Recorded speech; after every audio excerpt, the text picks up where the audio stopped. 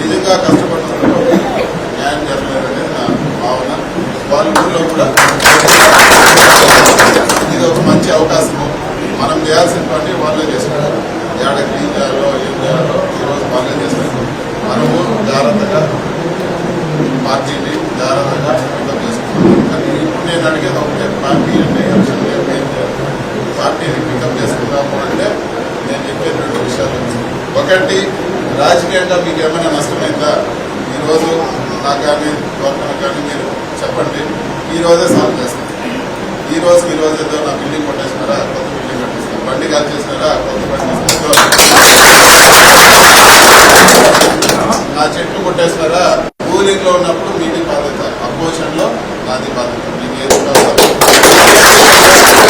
Case వచ్చిందా, case నేను నడతాను.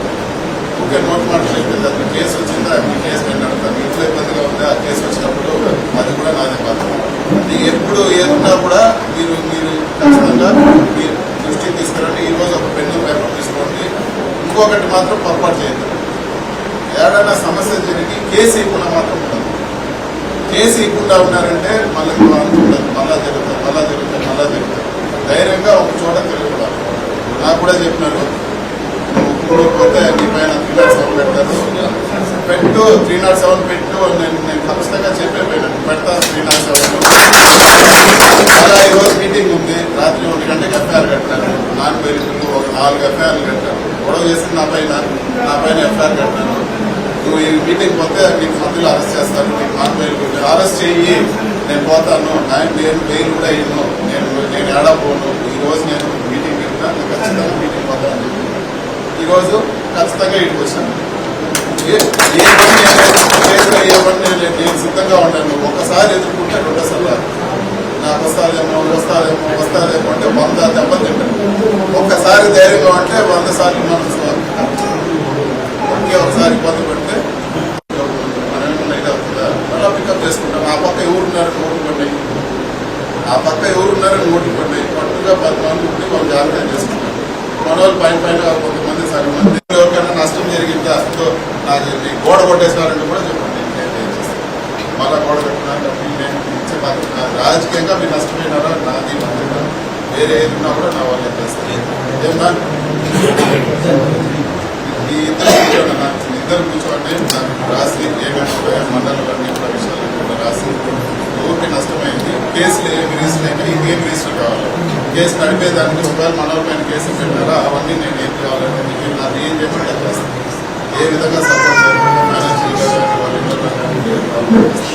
Plus panchayat వారీగా పికప్ చేసుకున్నాం. పంచాయతీ వారీగా అయితే వీళ్ళు మనకు ఉన్నారు, వీళ్ళు ఇది లేదు. ఇంకొక విషయం నాకు ఫైనల్ గా నేను చెప్పేది, ఒక విషయం ఏమంటే లాస్ట్ లో ఒకరికి సమస్య వచ్చిందని ఒకరు ఎగరగొట్టినారంటే మాత్రం ఇబ్బంది పడుతుంది. ఒకరికి సమస్య వచ్చిందని చెప్పి ఒకరికి అందరూ కలిసినట్టుగా ఉంటే ఖచ్చితంగా మనం ఎగరగొట్టాలి. ఖచ్చితంగా ఒకరికి అన్నకు వచ్చింది సమస్య, నేను పోవాలి, నాకు వస్తే అన్న రావాలి, అటు ఉంటేనే మీ మండలంలో ఇది అవుతుంది. నేను అన్ని చేయగలుగుతా, నేను ధైర్యం తెచ్చిపోయలేను కదా, అన్నీ చేయగలుగుతా. మీరు అడిగేటన్నీ నేను నా చేతిలో ఉండేది. మీ ఊళ్ళో వచ్చి మీకు గట్టుకోట పంచాయతీ, ఇంకోటి పంచాయతీ, మీరు ధైర్యంగా లేకుండా ఏంటని చేయగలుగుతారు. మీ నియోజకవర్గంలో ఎన్ని పంచాయతీలు ఉన్నాయి, ఎన్ని చేయగలుగుతారు. మీరు ధైర్యంగా ఉంటే నేను మిగతా నేను దానికి నేను కోరుకోను. నా ఇంటికాడ వచ్చి నా తలుపుకాడ వచ్చి ఏలేస్తారంటే అది ఊళ్ళో కూడా మనం యూనిటీ ఉంది కట్టుకోవాలా. లేదు ఆ ఊళ్ళో నలుగురే ఉన్నారు, మా ఊళ్ళో 50 మంది నిలబడాలి.